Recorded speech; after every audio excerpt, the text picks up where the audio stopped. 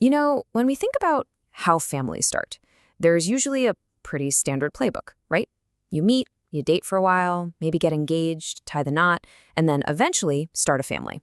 It's a timeline we all kind of just accept. But what if I told you that in Japan, intense societal pressure is completely flipping that script? Welcome to today's Explainer. We are going to unpack a truly surprising and honestly kind of hidden strategy that's actively reshaping Japan's marriage scene.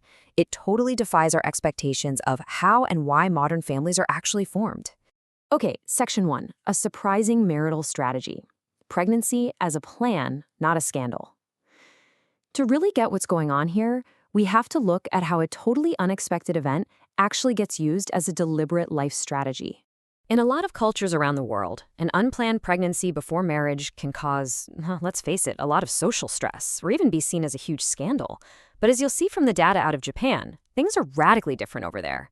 Getting pregnant before tying the knot? It's not a scandal at all. In fact, it's morphed into a literal strategy.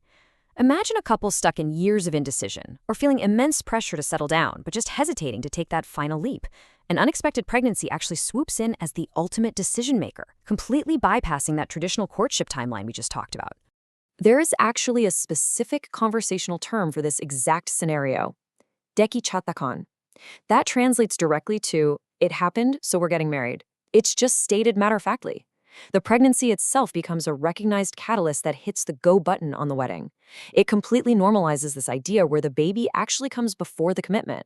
So rather than being some hushed secret or frantic, quiet rush to the courthouse, it's a recognized demographic pathway with its very own catchy, widely used phrase.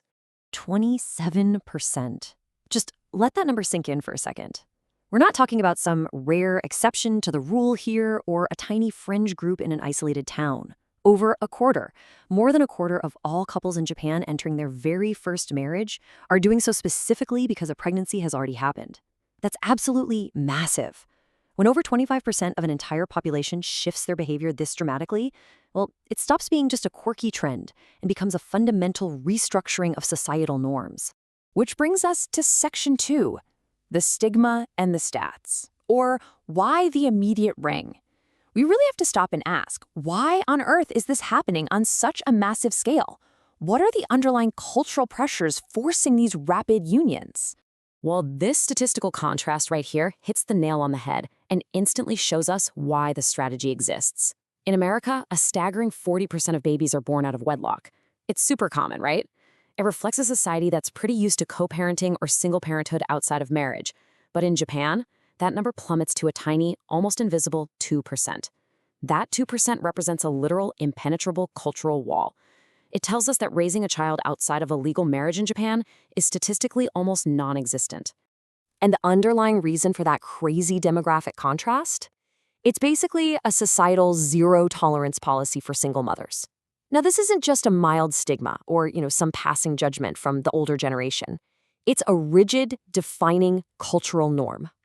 Japanese society fundamentally does not accommodate raising a child outside traditional marriage. The social architecture, the economic support systems, the community expectations, they just do not leave room for it. It leaves expectant single mothers in an incredibly vulnerable spot, facing severe social ostracization and huge systemic hurdles. So because of that intense, heavy stigma, a relationship's timeline gets put into hyperdrive.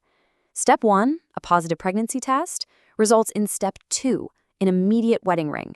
It effectively wipes out any other choices for the couple. You don't take time to figure things out.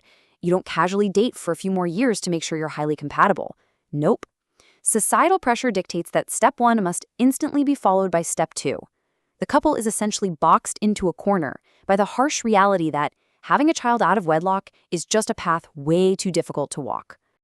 Moving on to Section 3, rebranding the shotgun wedding, the wedding industry spin.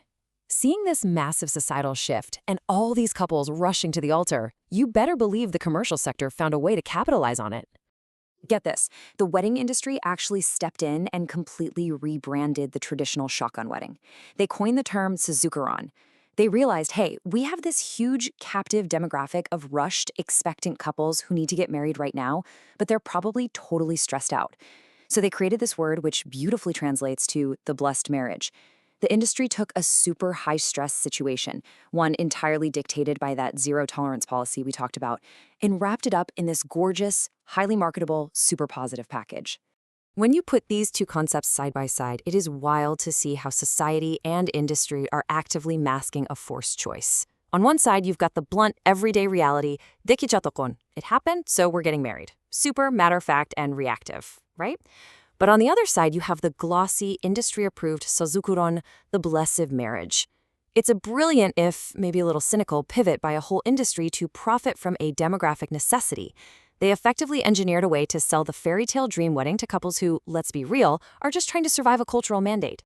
Which leads us to our final part, Section 4, the bitter reality and the consequences of forced choices. Because, as we know, clever marketing can only cover up so much. Now we have to slow down and ask, what happens when cultural stigma, instead of actual partnership, dictates a major life decision?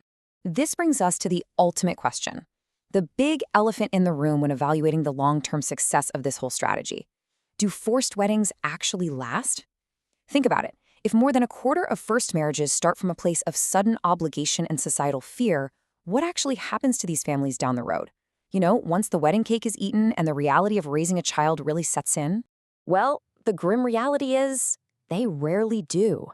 When a marriage is built as a panicked reaction to intense societal pressure, rather than a solid foundation of mutual choice and shared goals, the whole structure tends to crumble. It's like building a house on sand.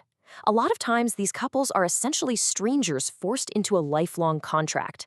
Sure, this strategy solved the immediate problem. They avoid becoming part of that taboo 2% statistic.